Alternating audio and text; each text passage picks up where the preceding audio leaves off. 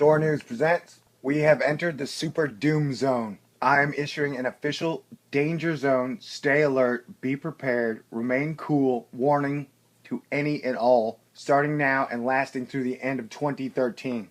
This is an official Thor News alert. Warning. These are strange days and they just keep getting weirder. And be ready for anything. The quickening has gotten quicker and I don't know what the big boys' plans are, but I feel like they're going to do something big next. These are strange days that keep getting stranger. How weird is the news of the day? Over the weekend, we got an influx of news and data that sure made it seem like something wicked this way comes. Terror attacks, Cold War renewed, North Korea nuke, EMP, economic collapse, bacteria virus, comet of the century, volcanoes, sinkholes, train derailments, asteroids, World War III, Fukushima. Banks are now above the law, money is the lifeblood of modern civilization, and war is the most profitable game in town. Plus a global population that is tired, angry, confused, overworked, in debt, divided and conquered, trapped, blaming everyone for everything that ever happened.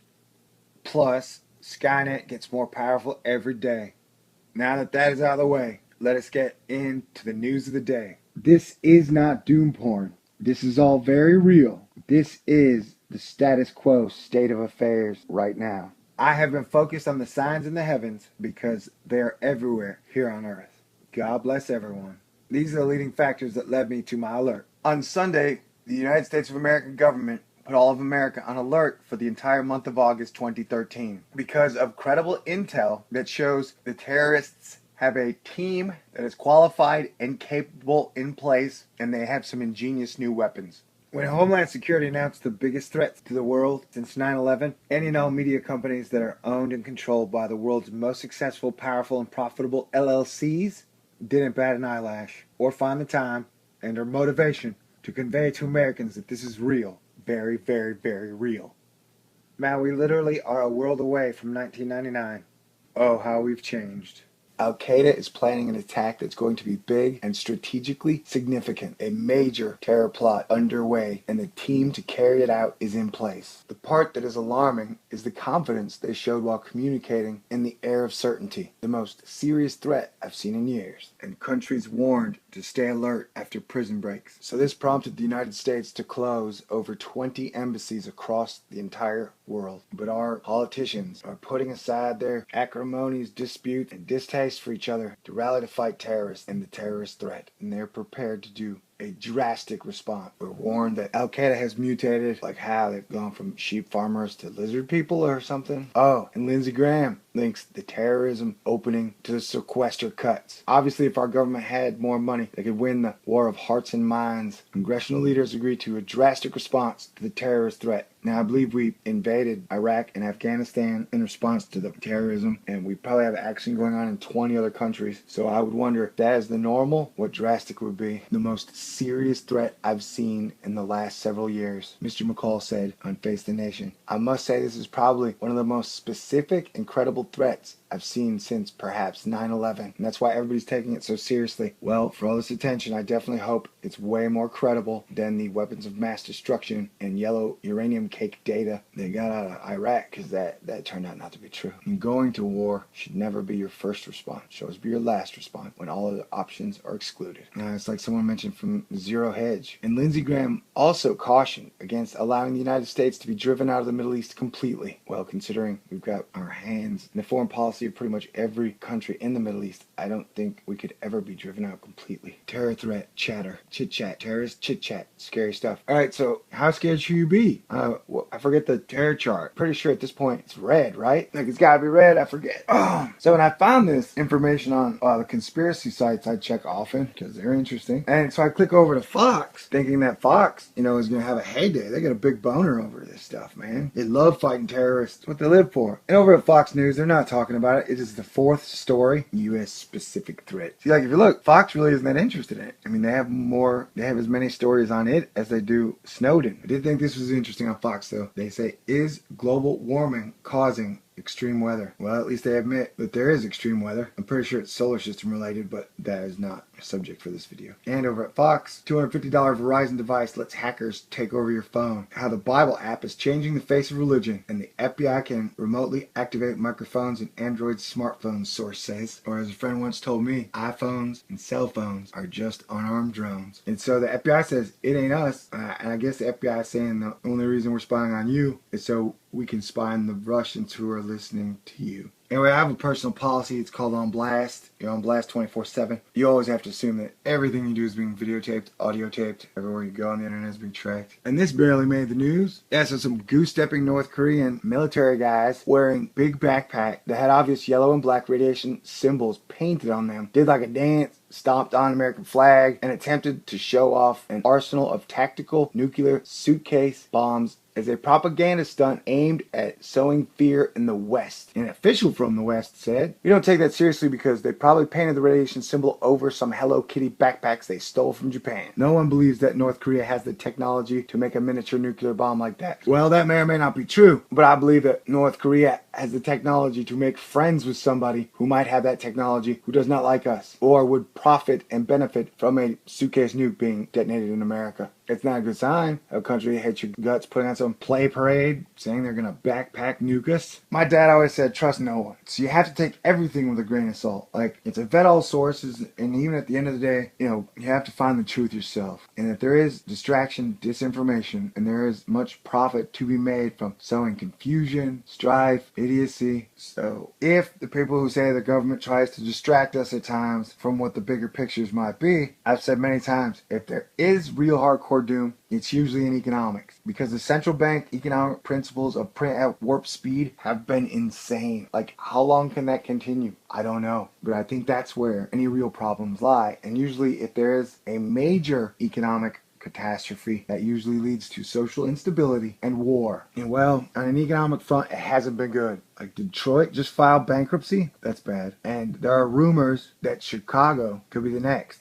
to go. That's bad. Apparently Chicago is $29 billion in debt. And there are fears that Chicago is next to go after their bond rating has dropped. They hold nearly $29 billion in debt, and the city has been surviving by not fully funding its $1.5 billion actuarially required contribution to its 4 underfunded city employee pension funds. These pension funds have been entirely depleted. And he says, we're going to fix it. This is about matching revenues with expenses. You don't want to overtax people. I guess he's trying to say you want to tax them just right. Point right before they break. So you got Detroit going bankrupt. Chicago could be next. And then the squid, King Daddy himself, Goldman Sachs, has been named in a large lawsuit over manipulation and damn near monopoly of the aluminum market. And you may say, hey, how does this affect me? Well, odds are you probably drink soda pop, and there's aluminum in soda pop. So like, let's say they baked in a profit of 5 cents per soda pop can. I mean, seriously, like, this is speculation, but like, let's say Goldman Sachs has built a profit into everything. I don't think it's smart to sue Goldman Sachs.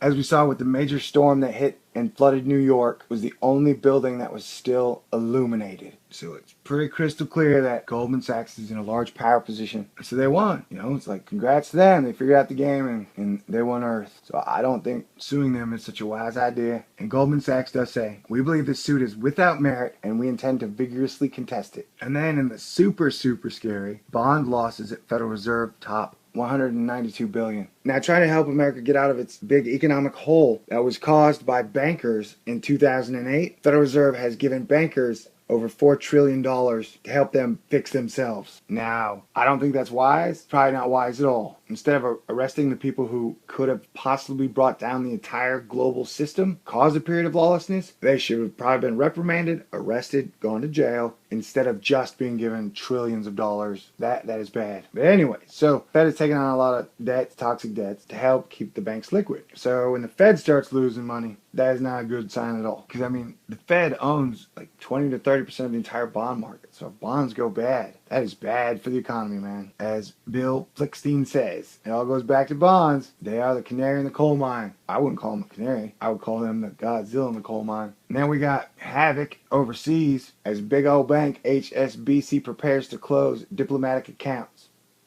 Now, I don't really understand this story. I find it really weird that they've told a lot of people to just close their accounts at HSBC, and those people are freaking out. They're diplomats from a lot of the embassies, which are being closed now, I think. So, why everybody's picking on embassies, I don't know. But you may remember HSBC's name because A, they just announced they're going to have to cut a whole bunch of jobs. B, they had really great profits surge as their bad loans fall and were written off. And D, HSBC has been accused many times of laundering money, breaking laws, messing with all the wrong people, lying, cheating, stealing. The economy added fewer jobs than expected, but the unemployment rate fell. How does that work? Called government math. And in food doom, China and Russia suspend powdered milk exports, which are 15% of all the exports of New Zealand, after 3 batches of the whey protein were contaminated with botulism, causing bacteria, which is weird because the powdered milk was genetically modified. You'd think genetically modified stuff would be superior than natural, but no. And a probe finds that almost all the banks rigged a brand new rate and market and have screwed everybody again. The ISDA fix is used to value derivatives, swaps, and swapations. The amount of derivatives underlying swapations contracts outstanding as of July 26th totaled $29.5 trillion. $29.5 trillion. So the banks have been double and triple dipping out of that jar and then pissing in it. And since nothing happened to them in the LIBOR scandal, they were ripping off cookies and pissing in the cookie jar in the LIBOR scandal. $300 trillion of securities, which they said was just the tip of the iceberg. If nothing happens on the LIBOR, I'm pretty sure nothing's going to happen here. And the collective group of bank individuals who are doing this call themselves Treasure Island. And technically, the thing is about this interest rate is that companies, pension funds, and investment firms use these kind of derivatives to hedge against losses or speculate on interest rate fluctuations. And they influence trillions of dollars in securities and derivatives, where $4.7 trillion is exchanged every day, and that traders may have manipulated the key rates for more than a decade. In 3 years, ISDA fix will be a bigger story and could be potentially bigger than LIBOR in terms of damages. Well, LIBOR, nobody got in trouble really for LIBOR, because here's the whole deal. The Attorney General, Eric Holder, has pretty much gone on record to say that in a bailout economy, we cannot prosecute banks for crimes because that would hurt the economy. So not only are the banks too large to fail, they are now too large to prosecute. So we live in a world where bankers really are above the law and run the show. Is it a quid pro quo? We give you free money, you let us do whatever we want? I would guess that wouldn't be the first time in history. Oh, U.S. oil giants are now burning cash. This is pretty funny. Exxon has $5 billion in cash, the lowest level in more than a decade. They're doing great. And the reason they're low on cash is because they've been spending a lot of cash to buy their own stocks at about $5 billion per quarter in the last 2 years. So, this whole story is just weird. Exxon's like, we're low on cash. Why? We keep buying all of our own stock. What? It just doesn't make any sense. Actually, it makes total sense. And then there was news where Newt turns on the neocons. Well, that's the HuffPo. Gingrich basically says the United States' ability to export democracy needs to be reevaluated and that alternate strategies should be considered. You need to take a deep breath to ask if our strategies in the Middle East have succeeded. And maybe our capacity to export democracy is a lot more limited than we thought. Wow, you don't think using tanks, guns, and drones, and bombs to give people freedom is a good idea? Well, I guess welcome to the party, pal. And he even says it's hard to argue that our policies over the last 10 years have been effective. And for extra doom, Russian warships docked in Cuba so they can hang out. Russian Prime Minister is talking badly about the West, saying we've been acting economically irresponsible and just invading countries at will. Yeah, so you got big old Russian warships just down the way. The USA is probably still mad at Russia for giving asylum to the guy who said that the USA was illegally spying on its own citizens. I have no comment about that subject. Fukushima has entered a state of emergency. Fukushima, the nuclear power plant that slowly began to break and then melt down after the tsunami hit it, has officially been declared in a state of emergency. And that could be very bad. Fukushima, 3-act doom that started earthquake, then tsunami, then nuclear plant failure.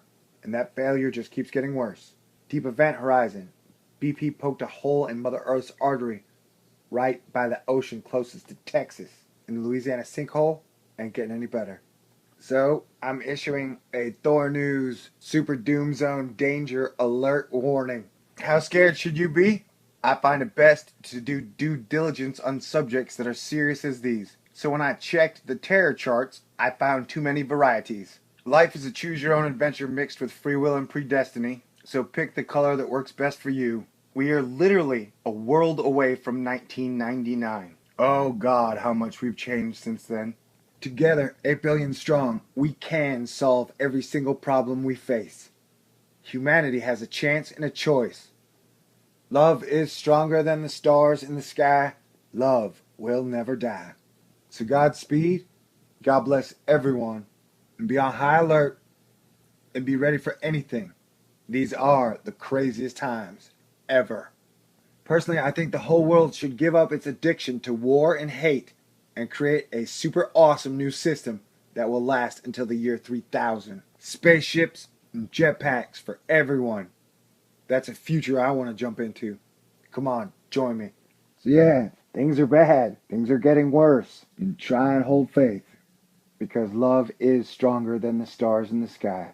Love will never die. Be prepared always. And you can't find solutions to problems by sticking your head in the sand. The majority of my videos have been on celestial mechanics. You know, sun, planets in our solar system, comets. I'm not a doom junkie. I've been so obsessed with looking to the heavens for signs because I see them everywhere on Earth, everywhere. And the number seems to keep growing exponentially, even though that seems impossible because it feels like we should have reached critical mass. You would think we were close to the event horizon. And I don't know, the cynic in me would ultimately wonder, like, if reality television was Skynet singularity. I understand that most people's attitude is, what can I do to fix it? Well, I don't know. I don't have a clear, simple answer for that. But I do know that one thing would be for everybody to stand down, calm down, stop blaming everybody, stop holding anger, especially stop being angry at people you've never met. My good Jedi sense tells me that we have entered the super doom zone. A crazy world just got a little crazier. Large power plays are being made, and I don't know what the power player's next move is, but I have a feeling it's going to be a big one. Spaceships and jetpacks for everyone. That's a future I want to jump into. Come on, join me.